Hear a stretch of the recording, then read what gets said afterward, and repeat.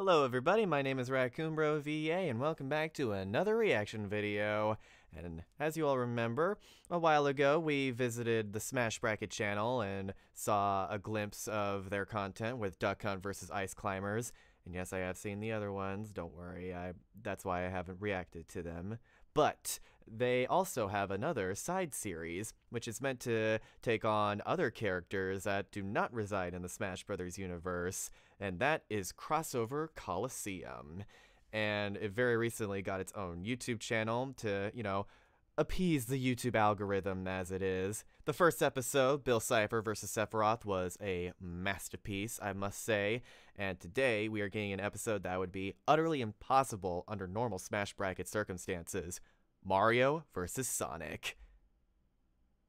Let me rephrase that. It is Paper Mario versus Archie Sonic. The craziest, most overpowered versions of these characters I believe we've seen. And really, it's all going to come down to, I believe, stats versus hacks, because Archie Sonic has some crazy, ridiculous strength and speed, but Paper Mario comes from an RPG, and we all know the ridiculous chicanery that can go on in those kinds of environments. So, with all that being said, let's get into the mayhem. Who would win in a fight between Archie Comics, Sonic the Hedgehog, and Paper Mario? I'm Ink, and this is Crossover Coliseum, the show where only the best will win and the fights are chosen by you. Let's get into it. 3,000 years into Earth's future, humanity found itself under attack by an alien race called the Zorda. This beholder-like race of tentacled eyeball aliens came to Earth to offer a peaceful alliance with the residents of the planet. They sent an ambassador down to the planet to talk with the world's best and brightest. Unfortunately, even though this ambassador came in peace, he was left in pieces as he was quickly captured and experimented on and dissected by scientists like Dr. Ivan Kintobor. We promised not to dissect which I'm just now realizing is Robotnik spelled backwards. Huh, go figure. Anyway, the Zorda didn't take kindly to their species being given the old Trunk special, and so they retaliated on humanity with a devastating gene bomb. Whoa. This weapon of mass destruction was carefully designed with a devastating... Would you look at that? That's, very creative. I see what you did there. Gene bomb. This weapon of mass destruction was carefully designed to eradicate life from a planet, devolving its targets into oblivion. However, things didn't go exactly according to plan. While a lot of life certainly was wiped out, different groups of people were able to hold on to their lives even through the cataclysmic bomb itself and the natural disasters that followed. Oh, dang. And this era of disaster became known as the Age of Fury. So in the face of this catastrophe brought on by mankind's arrogance, the Earth was slowly able to rebuild itself. However, its new population looked much different than it did before the Age of Fury. While some humans survived, the bomb caused many animal species to anthropomorphize and gain unprecedented amounts of intelligence, leading to a world shared by humankind and fauna that had now become human-like. In this new ecosystem, the world was renamed Mobius, and it was populated by human-like foxes, echidnas, and of course, hedgehogs. One of these creatures was named Ogilvy Maurice Hedgehog, or as his friends came to know him, Sonic the Hedgehog. That's still one of the best Grubs moments where Aaron informs Dan that Sonic's real name is Ogilvy. Name that much better reflects his love of running fast and sounds much less like a disease. Sonic is a free-willed, golden-hearted hedgehog who loves nothing more than doing what's right and perfecting his signature chili recipe, chili a la Sonic. Side note, I actually made this recipe, and it is fantastic. Ooh. Perhaps to hide the information that his real name is Ogilvy from the rest of the world, Sonic lived in a secluded woodland base, located in the Great Forest next to the Grand Kingdom of Mobotropolis. Now, I know what you're thinking. Surely, after humanity doomed the entire planet and fundamentally changed the entire planet's ecosystem due to their hubris, everybody lived in peace and practiced self-restraint from any archaic practices like taking over an entire kingdom with an army of deadly robots and then trying to build a massive superweapon. To which I would say, wow, that is an incredibly specific and relevant example that segues perfectly into my next paragraph. Voiced by Jim Cummings. Dr. Ivo Robotnik, or as he's more commonly known, Dr. Eggman, was a ruthless, power-hungry tyrant who was set on overtaking the world. But even through his armies of robots, deadly inventions, and... Is the implication that Archie Sonic is breaking the fourth wall, which is why he's doing all this graffiti. And a temper If so, I particularly really like sensitive to that. dad jokes, Sonic the Hedgehog always found a way to stop his exploits and save the world time and time again. So much That's so, very in fact, that creative. he inspired a group of freedom fighters to form and assist Sonic in his efforts to keep the world a free and fun place. The majority of Archie Comics' story of Sonic the Hedgehog revolves around the adventures of these freedom fighters I love that and their art fights style. against humanity's greatest threats. So if Sonic is this tyrant-busting, quip-making, chili-tasting legend, then that begs the question, what can What he can actually he do? do? Apart from the obvious answer of run fast, to get a detailed picture of What Sonic's can't he do, capabilities, really, is the we need a question. small history lesson on Archie Comics. It's quite You see, the- while quite Sonic the is trip. always represented as a single character in the series, the comic itself went through 3 distinct phases with drastically different power levels, abilities, and tones. These different eras of the comic are so different, in fact, that their versions of Sonic may as well be 3 different characters entirely. But for the purposes of today's video, we're going to be blending all 3 into a single character. Starting with the first era. This era of Archie Sonic felt more like a random Archie comic that happened to feature Sonic the Hedgehog than any deliberate portrayal of the character. This is the version of the character I like to call Gag Sonic. And he was written with almost no detail being given to the source material. Right. Gag Sonic is all about It's doing more- whatever it takes to it's make more a based joke on the and cartoon. basically never takes himself seriously. One minute he'll be fat shaming Eggman, the next he'll be publishing Blubber a chili butt. recipe, and then after that he'll Don't you ever call me Blubber Butt. be boxing his own shadow? That doesn't even make any sense, but that's kind of the point. Okay, This Popeye. era of Sonic has almost zero internal consistency or attention to its plot. Everything is in service of Sonic either saying, "Hey, look how fat Eggman is," or "Hey, look how fast I am, isn't that funny?" But to be fair, this version of Sonic really is hilariously fast. The peak of his speed probably comes from an early issue where he picks up a ball of water and threw it at a robot infamous. bird at nearly 400 million times the Infamous speed of moment. light. If he were to do this in our own world, it would just destroy the planet. But in Sonic's world, it kind of just splashes the bird really hard. Regardless of the effect of the water though, this is an incredible display of speed that requires Sonic to react, aim, and make complex movements and attack in an absurdly short amount of time.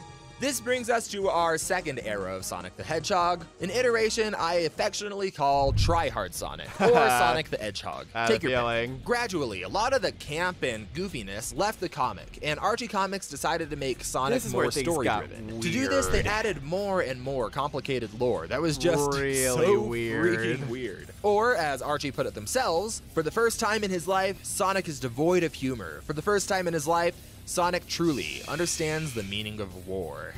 And that statement alone perfectly summarizes the tone of this entire era. Suddenly, Sonic's stakes changed from, so- I need to hit a robot bird and make a dad Such an joke, odd- to everybody that I love's been turned into a robot and it's all my Odd fault. transition. The peak of Sonic's speed here came after everybody that Sonic loves has been roboticized, and Sonic was getting the ever-living snot beat out of him by a robot designed specifically to surpass his limits and take him out once and for all. And it was at this lowest point, when all of his friends and family were gone, that Sonic decided he needed to break all limits and go faster than he'd ever gone before. I love the art in this panel, by the way.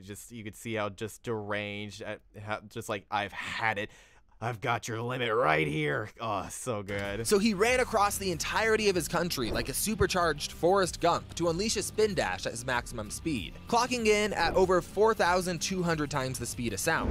This maneuver must have really tired him out, because it was his last truly impressive display of speed in his base form, including in his third and final iteration. You see, after Try-Hard Sonic had been running for several years, Sega came in and said, "Oh my gosh, I hate everything here. Why are our echidnas Nazis? Why does Sonic carry dirt in his shoe just in case of emergencies? And why is everybody drawing Sonic's feet so much? This entire series is a mistake." And so this reaction, combined with a legal battle with Ken Penders, led to a massive reboot of the Ken entire Archie Penders. Sonic continuity, and a series of strict guidelines put in place to make sure that Archie Sonic Relationships, oh my god, so much, oh my god. Male characters can't wear pants, and female characters must wear pants. What is happening? was nearly identical to his gaming counterpart. But while Sonic's speed has drastically shifted over the years, one thing that's remained constant is his tried and true battle strategy that can be summed up in 3 little words: taunt and roll. Sonic's strategy really has always been to just make fun of an enemy and then Wait, what did he call this era anything? combined our echidnas Nazi, including in his third and final iteration. You see, after Try-Hard Sonic had been running for several years, Sega came in and said, "Oh my god, just in case of emergencies? And why is every battle with Ken Penders led to a massive reboot of the entire Archie Sonic continuity, and a series of strict guidelines put in place to make sure that Archie Sonic was nearly identical to his gaming counterpart. But while Sonic So I guess just game Sonic works. speed has drastically shifted over the years, one thing that's remained constant is his tried and true battle strategy that can be summed up in 3 little words: taunt and roll. Yep. Sonic's strategy really has always been to just make fun of an enemy and then spin dash into them. More like And if that Small the fails, Cat. do it again and again and again until it finally does work. And while it is admittedly a really simple strategy, it's also incredibly effective. So much so that when Sonic beat a robot specifically designed to destroy him, it drove Dr. Eggman clinically insane. He couldn't figure out why a tiny blue hedgehog was able to beat one of the smartest minds in existence over and over and over. It broke Eggman's mind so much that he was locked away in a padded room with a straitjacket as he mumbled nonsense to himself, eventually coming to the irrational conclusion that fate itself was conspiring to let Sonic and his friends win. But Sonic and his Freedom Fighters just seem to have this effect on people. They caused a similar reaction. But Sonic and his Freedom Fighters just This would be such a great meme template. Make it happen. seem to have this effect on people. They caused a similar reaction from a godlike mammoth who had been canonically cursed with plot-induced stupidity to make really awful decisions that cause him to lose. He looked at all of his godlike power losing to a roided-out fox with 2 tails, and misattributed all of those losses to fate bending itself to Sonic's will. But it's not hard to see why multiple characters have made this silly mistake. Sonic has pulled off some absurd things over the years. He isn't harmed when he's thrown through buildings. He sent this giant anti-Sonic robot flying hard enough to demolish a castle wall. He can create tornadoes just by running, phase through objects, and even turn invisible through his sheer speed. He can also enhance his power even further by harnessing the power of chaos, which is a magical essence that exists throughout the universe. By harnessing this power with the help of 7 Chaos Emeralds, Sonic can transform into Super Sonic. Maybe this time we'll In get this Super form, Sonic Sonic for gets an longer than 30 unspecified seconds. boost to his speed Death and a battle. drastic boost to his durability, giving him virtual invincibility to everything in his universe. And when the supersonic form was separated from Sonic himself, it carved up the surfaces of the moon and even threatened to destroy it entirely. Although, notably, he never actually destroyed the moon, just threatened it. His ultimate ability, though, is the mighty Chaos Control. Sonic's used this burst of chaos energy to travel short distances backward in time, teleport the colossal space colony Ark, and even used it to affect the rewriting of the entire multiverse. Yeah, so get this. Eggman created a machine capable of releasing a powerful effect called the Super Genesis Wave. This thing was like a massive software patch to rewrite the entire multiverse, and coincidentally get rid of Ken Penders' creations due to that lawsuit I mentioned. But with the help of Chaos Control and a little help from Mega Man, Sonic was able to get in there and essentially change a couple lines of this code to keep his world intact. Turn his dog into an anthropomorphic person who also might be his brother, and kill all of Knuckles' kin. Wow, low blow, Sonic. Damn. And while this kind of rewriting of the multiverse definitely isn't something that Sonic can do at will without the aid of a Super Genesis Wave, it's a perfect example of the kind of dedication that Sonic puts towards saving his world and his precision with powerful chaos energy.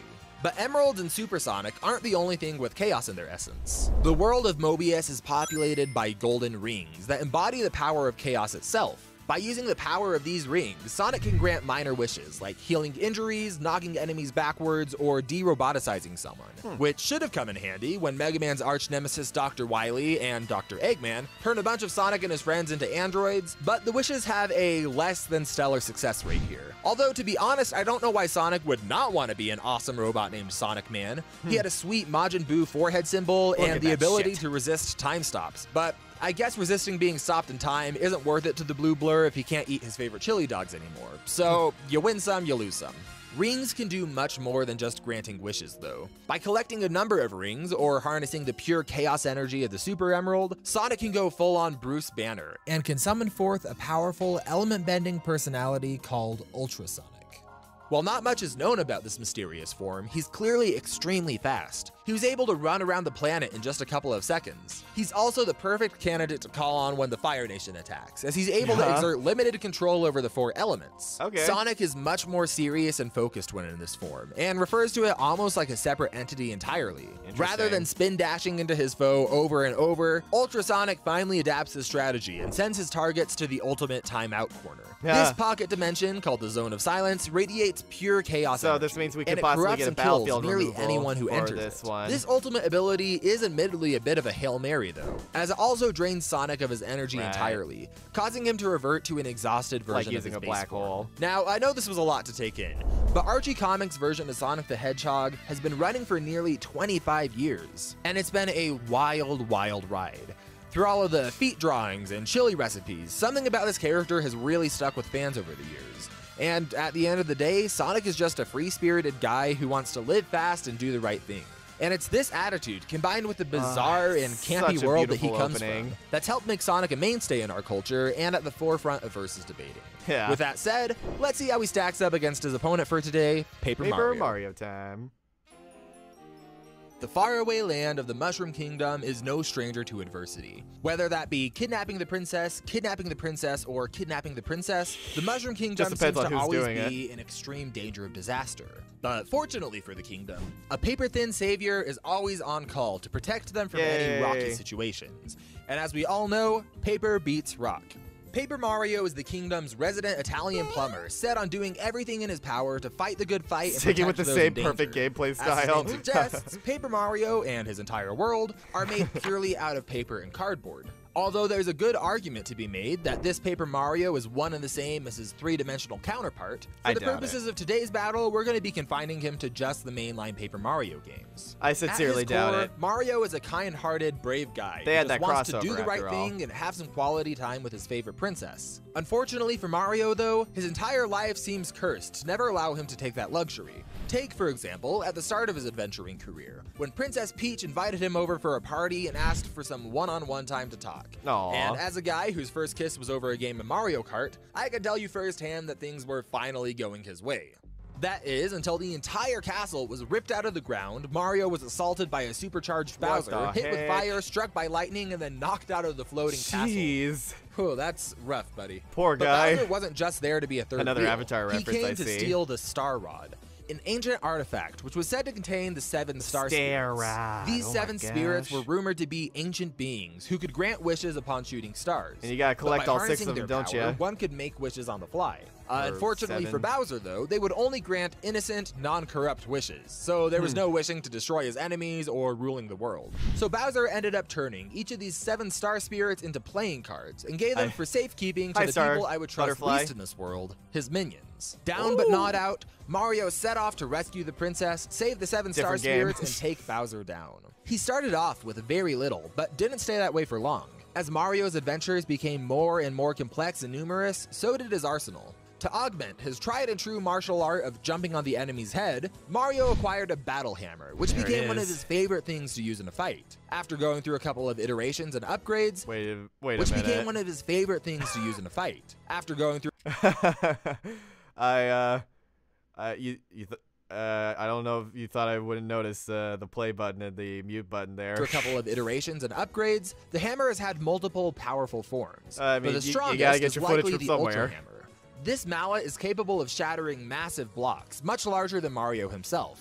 But its primary purpose is to whack enemies on the head. Like Wham. any good RPG character, Mario has several items that he can use to add special effects to his combat. The Piercing Blow badge, for example, can totally bypass an enemy's durability, allowing him to even hurt the tankiest enemies with very little struggle. But should a struggle ensue, Mario can also return any damage that he takes back on the attacker at full force with a combination of the Return Postage badge, the Spite Pouch, and the Double might be Pain tough. badge. This defensive combo acts as a mutually assured destruction measure.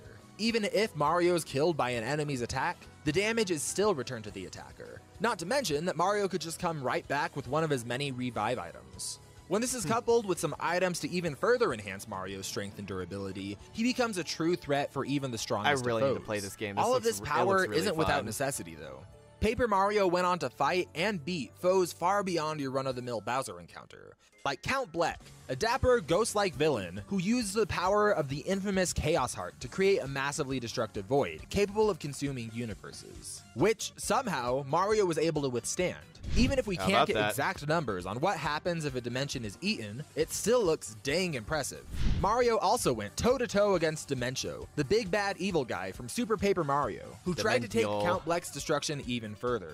Mario has beat down bad guy Holy after crap. bad guy, slowly adding to his ever-growing rogues That's gallery. scary. Thankfully, as the villain got more and more dangerous, so too did Mario's arsenal. He carries the 7 star Origami spirits King with looks him, so and beautiful, summonable man. allies that could do anything from healing Mario I just to wish the paralyzing gameplay his looked enemies interesting. or transmuting them into tiny stars to take them out of the fight entirely. But by What? using all 7 spirits at the same time, Mario can summon forth the Star Beam. A massive beam of light that nullifies the enemy's status buffs, but most useful of all, looks dang stylish. Yeah. But to talk about Mario's truest power, we need to get weird. Early on in his adventures, he was cursed with the ability to shapeshift and fold himself up into several new forms, Cursed, yeah. such as a working boat or a functioning airplane. That's a very helpful curse right there. But if that Very wasn't nice enough for overlay you, there. Mario can also summon bizarre objects to assist him in combat, ranging from mundane things like scissors or a pot of water Let me tell to you guys, outright bizarre things like a Sticker giant Star goat head or was a game that I played as breakdancing a turkey, kid. or even a massive So, fan capable of doing this. I know a thing or two about the Even with a the planet things. made of nothing but solid paper, reversing a planet's rotation and spinning it like a Beyblade is an incredibly impressive feat. And even Mario's more normal objects, like scissors, are a force to be threatened with. These scissors were able to cut 733 times in a single second. And when this is paired with Mario's ability to dodge lightning, his speed is sure to get the drop on anyone who underestimates him.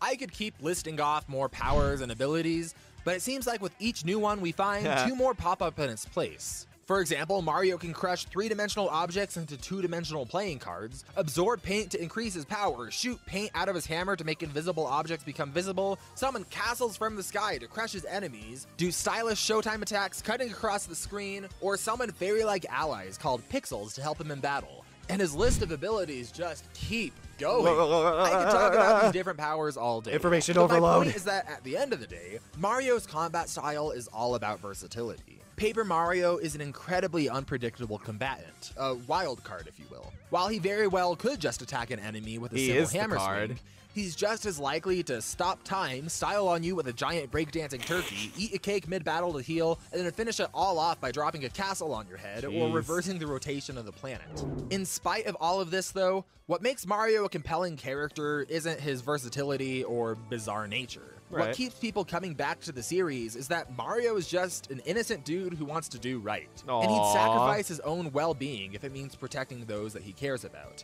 And when this is mixed with an innovative and addictive RPG gameplay style, Paper Mario has folded himself into the childhoods of millions across the globe. But now that our fighters have been analyzed, it's time for our fight. All right. If you'd like to see early works in progress or help keep our series alive, consider checking us out on Patreon or YouTube membership. Look at that. Each video takes us well over 200 hours to make as a team, and ad revenue is hard to sustain on a series that takes so long to create, Oh, so your support I cannot really helps wait us for keep Iroh going. versus Oogway. With all that in place though, let's take a look at the fight and see who will take the crown in this round of Crossover Coliseum.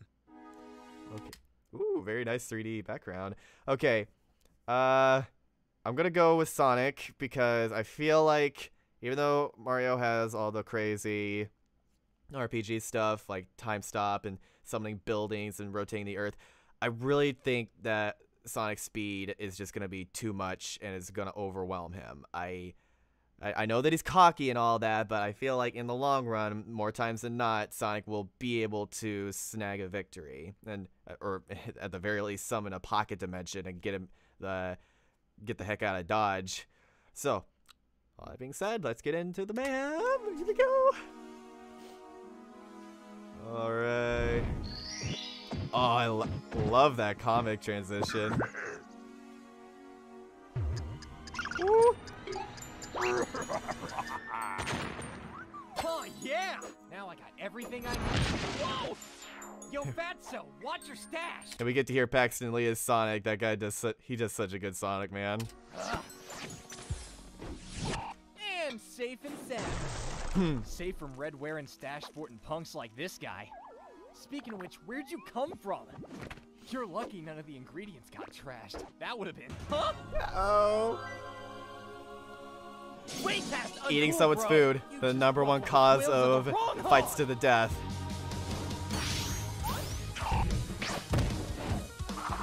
Love love the physics there. Is this stuff coming out of you? Where'd you find a...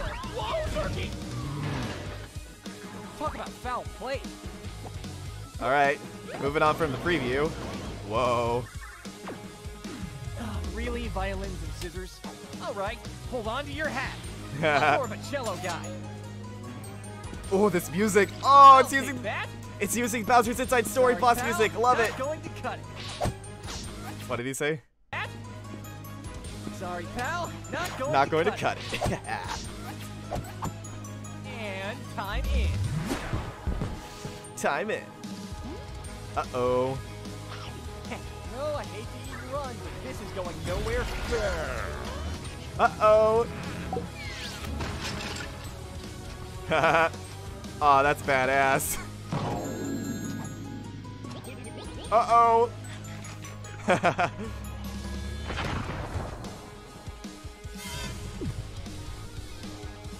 Big mistake.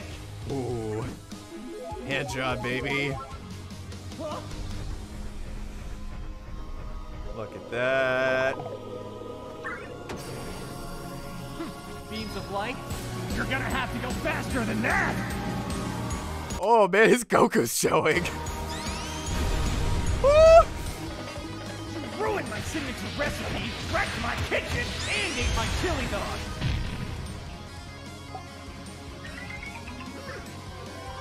It's time for you to go home.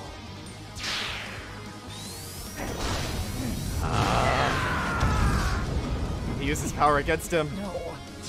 No! Whoa. Ah!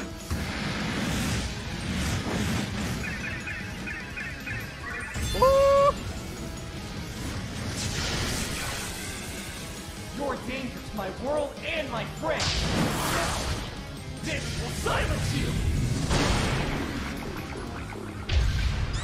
Oh, come on, Sonic, you can do it! Ah! Sayonara, loose-leaf loser. I freaking called it. I knew it was gonna be a battlefield removal. I freaking called it. And there you go! Now the team went back and forth debating on this one for a while. If you just look at the stat sheets of each character, it creates an interesting dynamic. Because we treated each era of RG Sonic equally, he had a massive speed advantage, even if you account for outliers. Like, it isn't even close. That said, Paper Mario more than made up for it, with a huge lead in attack power and durability. Not only was he shattering blocks like they were nothing, but that fan attack that spun the planet was coming in at an intensity of 33 megawatts. To put visual to that number, that would be like condensing the energy to destroy our entire planet 100,000 times over into every single square centimeter across your body. This is far more than even Super Sonic had ever endured. Mario could also bypass any durability that Sonic has, stop time, and had a variety of ways to instantly take Sonic out of the fight through transmutation. Mario also had a massive strategy advantage. Sonic is fast, but his strategy really just consists of taunt and spin dash.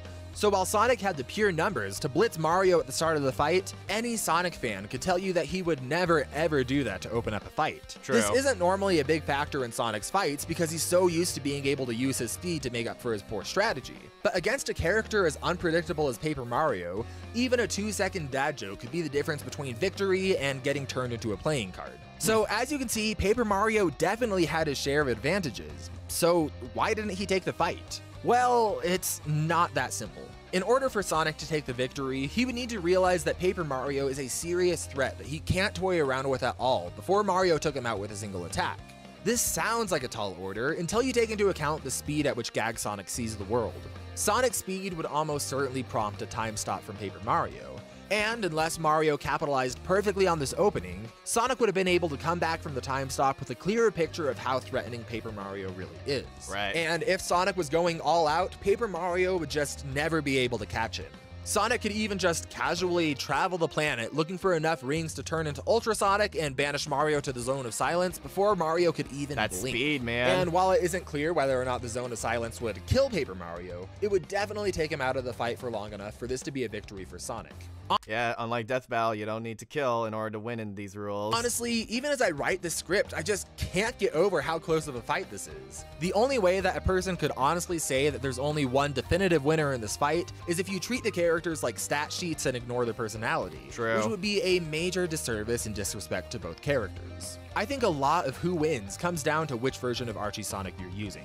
If you're taking Gag Sonic, he would likely take it nearly every time with his blinding speed and painful puns. But if you look at the more balanced speeds of Tryhard Sonic or Modern Sonic, Paper Mario takes it more often than not. But at the end of the day, we believed as a team that a composited version of Archie Sonic would just be way too fast for Paper Mario to handle.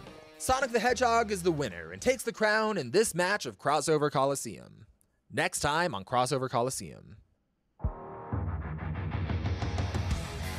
All right. Wario versus King Knight.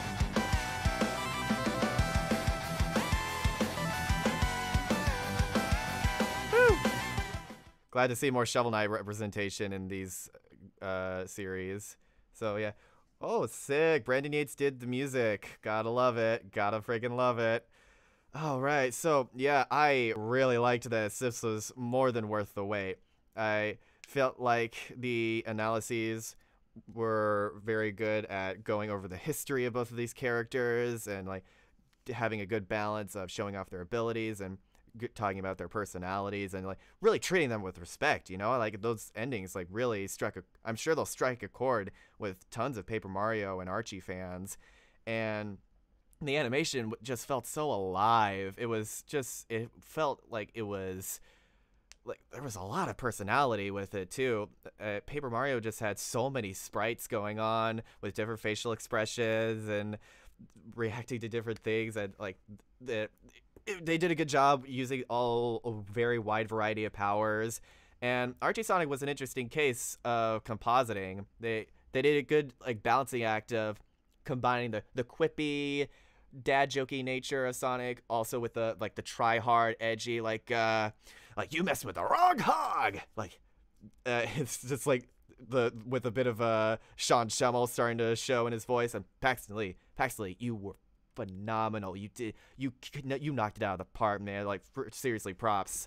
There's a reason you voiced Sonic in a bunch of projects. And yeah, I have very little to complain about this episode. The reasoning was very sound, especially if you decide to do compositing. Some will say it's unfair, but I think with a case like this, it's perfectly understandable, especially given its comics and all the weirdness going on with that. Music was really good. I loved the variety and all the environments, and the hand-drawn stuff felt very natural, and just like, yeah, a lot of working parts went in tandem perfectly, and I was very happy with that. So appreciate it. You guys, Ink, the whole team, you guys really knocked it out with this one. I understand it had to get delayed a bit, but at least you made it to January, and props to you guys. So please take a nap now. You've earned it. Thank you all so much for joining me. I hope you all liked the video as much as I did, and be sure to stay tuned for the next video. Take care.